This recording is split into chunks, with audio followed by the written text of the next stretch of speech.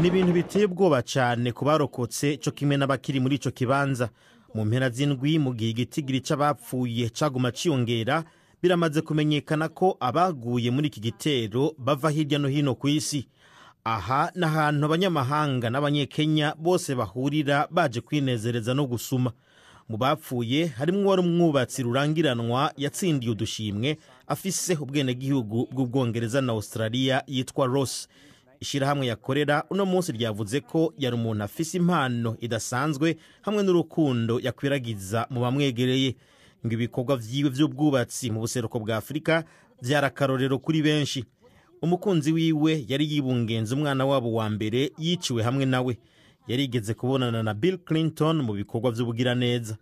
Abandi vyemejwe ko bahasize ubuzima n'umwanditsi wo muri Ghana yafatwa nk'umuntu akomeye cyane mu gihugu ciwe. Leta ya Canada nayo yamenyesheje ko mu bapfuye harimwo umwe yayiserukira muri Kenya. Umugabo wiwe yarakomeretse.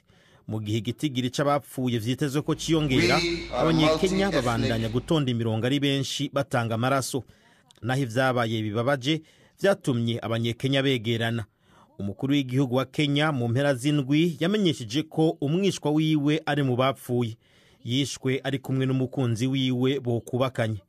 Ubu n'ubugizi bwa nabi butagira izina bw'ababaje abanyekenya bose, cyo kimwe n'amajana y'imiryango yabuze hirya no hino ku isi.